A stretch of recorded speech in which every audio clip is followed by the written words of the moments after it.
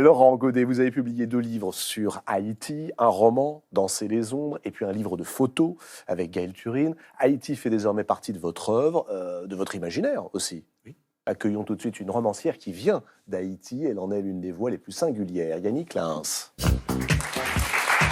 Bonsoir Yannick.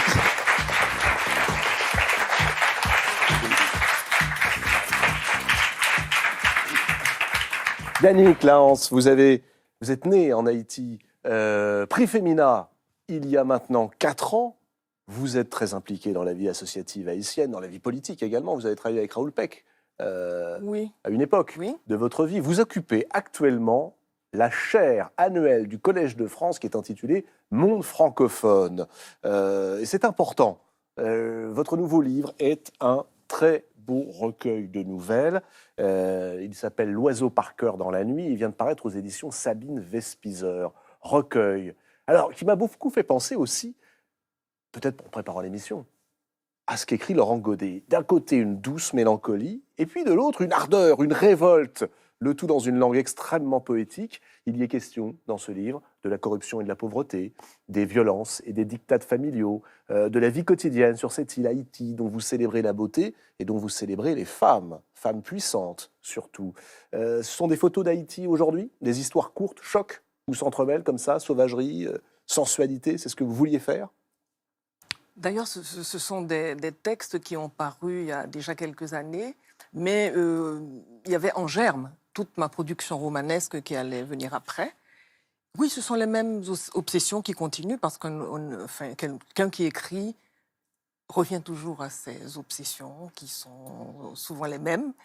Et par rapport à Haïti, je dirais que c'est précisément ce mélange de douceur et d'histoire difficile, de quête de la beauté. Parce que je pense qu'aujourd'hui en Haïti, la quête de beauté est une forme de résistance. On n'en parle pas assez. Parce que d'Haïti, on présente souvent les clichés les plus faciles, la violence. On ne connaît pas bien l'histoire d'Haïti d'ailleurs. La violence, on se base sur les chiffres du FMI ou de la Banque mondiale et on passe à côté de la grande humanité d'Haïti. Et dans la leçon inaugurale, c'est un peu ce que j'ai voulu dire. Quelles sont les leçons, par exemple, qu'Haïti peut donner au monde ? Vous avez intitulé cette leçon inaugurale au Collège de France, là, qui a eu lieu le 21 mars dernier. Donc, urgence d'écrire, rêve d'habiter. Urgence, entre parenthèses, S, oui. C'est-à-dire pluriel possible ou alors souhaitable.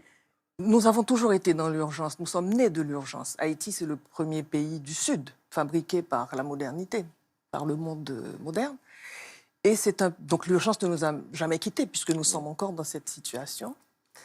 Et Haïti a les grandes leçons. Vous savez, c'est que les Polonais qui ont déserté l'armée de Napoléon pour rejoindre l'armée indigène, on en a fait des Haïtiens le premier jour de l'indépendance.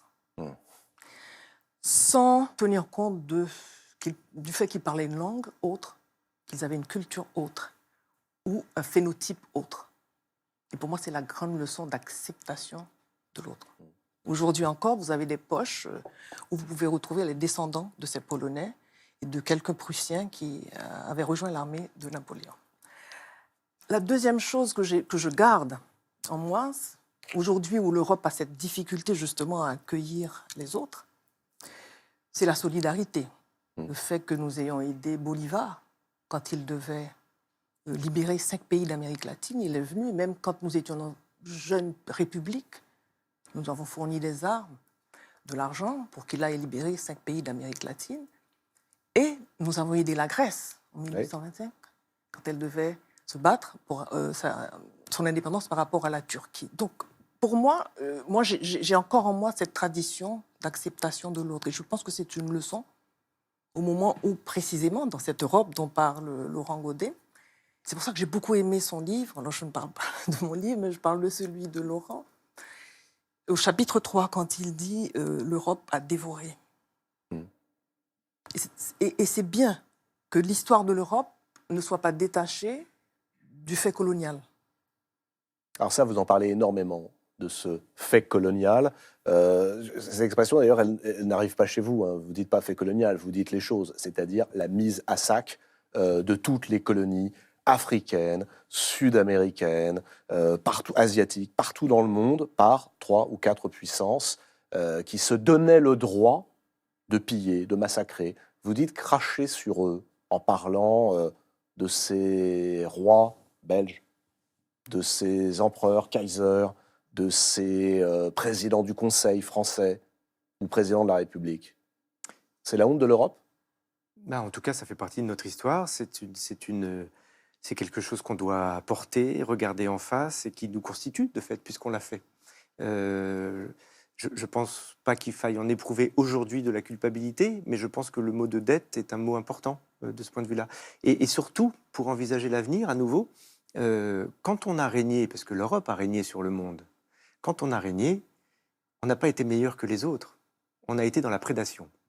Prédation de l'Afrique, prédation des matières premières, prédation des hommes avant les matières premières. Donc, il faut s'en souvenir si demain on doit inventer un nouveau but civilisationnel, comme on disait tout à l'heure, est-ce que c'est celui de revenir au premier rang? Et pourquoi faire pour celui de la domination. Voilà, moi ça m'intéresse pas, on me fera pas rêver sur l'Europe si on me dit que c'est simplement pour être devant les États-Unis ou la Chine. Parce qu'il faut savoir ce qu'il y a derrière. Est-ce que c'est pour, alors à nouveau, se découper le gâteau, comme on l'a fait par le passé? On l'a fait par le passé. Je pense que, d'une certaine manière, c'est la seule chance de l'Europe, c'est qu'elle est en avance sur énormément d'écueils. On a régné, on a disparu, failli disparaître, avec la Shoah, où vraiment je pense que c'est le point du trou noir total. Ça, on connaît. Donc, est-ce que ces choses-là ne peuvent pas nous aider à envisager justement de nouvelles perspectives? Si la réponse est non, c'est assez désespérant, donc la réponse doit être oui. Alors j'entends, et je trouve ça formidable, Yannick Lins parler de l'Europe de Laurent Godet. Je voudrais vous poser une question, Yannick Lins, parce qu'aujourd'hui on parle beaucoup, il y a un nouveau mot qui est apparu avec le politiquement correct, qui est l'appropriation culturelle. Alors vous savez, c'est cette idée qui est venue des États-Unis, qui dit qu'on ne peut pas écrire sur les Juifs si on n'est pas juif, qu'on ne peut pas écrire sur les Noirs si on n'est pas noir, qu'on ne peut pas écrire sur les Blancs si on n'est pas blanc. Ah, surtout, n'écrivez pas sur ce que vous ne connaissez pas. Laurent Godet a publié un roman qui a eu un très grand écho sur Haïti. Il y est retourné avec un photographe. Il a publié un livre de photos dont il a écrit les textes, qui est devenu pour les photographes un livre important. Il y est retourné régulièrement. Combien de fois avez-vous été à Port-au-Prince, Haïti? Trois fois. Trois fois. Quel est le regard que vous portez sur ce qu'écrit Laurent Godet sur Haïti? Laurent Godet, d'abord, est quelqu'un de sensible. Et je pense que ce qui est intéressant avec sa manière d'écrire sur Haïti, c'est qu'il va au-delà des clichés. Parce que vous savez, Haïti est un pays sur lequel on a beaucoup fantasmé. Et les clichés ont été construits dès le 19e siècle, justement, ce siècle dont parle Laurent Godet, dès le 19e siècle, pour en faire l'exemple à ne pas suivre, pour en faire exactement ce qu'il ne faut pas être. Donc, en ce sens, l'urgence ne nous a jamais quittés. Je reviens donc à votre question. Et c'est ce qui a fait aussi que nos écrivains ont toujours eu ce rêve d'habiter. Et l'écriture a été pour nous une manière de dire nous allons habiter ce lieu, envers et contre tout. Par l'écriture, même s'ils partent, parce que je reviens moi à votre recueil de nouvelles, il y a tout dans ce recueil de nouvelles, mais il y a aussi une thématique qui traverse d'ailleurs votre œuvre, Yannick Lins, qui est présente chez beaucoup d'auteurs haïtiens. Je pense à Lionel Trouillot, à Dany Laferrière, dont on a parlé tout à l'heure. Partir ou rester? Oui, parce que vous êtes un pays du Sud et toutes les politiques de vos responsables locaux, nationaux, comme la politique de la communauté internationale, c'est de rendre le lieu où vous êtes inhabitable. Donc toute la littérature, les écrivains ont voulu dire ce rêve d'habiter. Comment peut-on habiter, justement?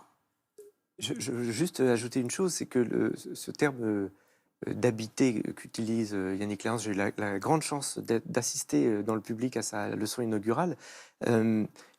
Moi, j'ai l'impression qu'on le ressent de manière très concrète quand on est dans les rues de Port-au-Prince face à certains quartiers, qui sont évidemment les quartiers les plus durs, les plus pauvres. Parce que habiter, ça pose la question de quelle est la place possible pour ces villas. Et à Port-au-Prince, face au quartier de Jalousie, qui a un très joli nom, mais qui est un endroit absolument terrifiant, ou de Cité-Soleil, on se rend compte que tous ces destins n'ont pas de place. Il n'est rien prévu pour eux. Leur vie va être entièrement sous le joug du matin jusqu'au soir de la nécessité absolue. nécessité de se nourrir, nécessité de courir, de bricoler 3 choses pour survivre. Et donc, cette question de habiter, elle est fondamentale, c'est-à-dire se définir un territoire pour simplement exister, pour vivre, pour être, comme nous, avoir des prétentions à un petit peu de bonheur. Enfin, je veux dire, c'est la quête universelle.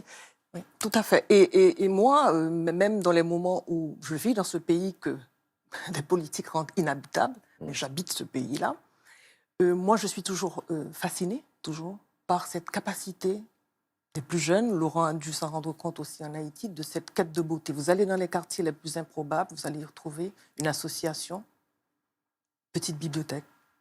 Vous allez dans des villes de province, vous avez des initiatives où des jeunes veulent chercher la beauté. Alors, pardonnez-moi, Yannick, je ne veux pas du tout vous contredire, mais ce qui me frappe, c'est qu'il y a dans vos nouvelles aussi bien cette quête de la beauté. Il y a un passage très très beau sur les livres, un trio qui tout à coup décide de mettre le malheur à genoux, c'est votre expression, grâce aux livres, mais vous ne nous épargnez absolument pas non plus, dans des nouvelles remarquables, la violence, l'extrême violence. Je pense à cette nouvelle qui s'appelle Le Jour fêlé. On parlait de la jeunesse avec Laurent Godet, la jeunesse haïtienne, qui a besoin, croit-on, de faire beaucoup de bruit, puis ça se termine dans un bruit de coup de feu. À quoi rêve-t-elle aujourd'hui, la jeunesse haïtienne? Elle rêve de pouvoir vivre chez elle, mais comme chez elle aujourd'hui n'est pas habitable, elle rêve de partir, puisque les imaginaires aujourd'hui se sont mondialisés. Pendant que, précisément, les grandes puissances comme les pouvoirs locaux rendent ces lieux inhabitables, mais en même temps, on oblige les gens à rester dans ce lieu qu'on a rendu inhabitable. Et en même temps, les imaginaires sont mondialisés. Aujourd'hui, par les réseaux sociaux, on leur présente un or qui est un or paradisiaque, mais on leur dit quand même, restez chez vous. Donc c'est assez compliqué. Ceci dit, je veux réagir sur la violence. Compte tenu de la violence qui est exercée de manière quotidienne sur la population la plus pauvre d'Haïti, c'est-à-dire ne pas savoir ce qu'on va donner à manger, c'est de la violence. Ne pas savoir comment on va payer l'école, c'est de la violence. Ne pas savoir si on peut donner des soins à un enfant, c'est de la violence. Je pense que c'est un peuple très patient quand on considère la violence qui est exercée et extraordinairement courageux. Parce que les hommes et les femmes, surtout des femmes qui sont au cœur de vos nouvelles, sont celles par qui le courage advient et arrive.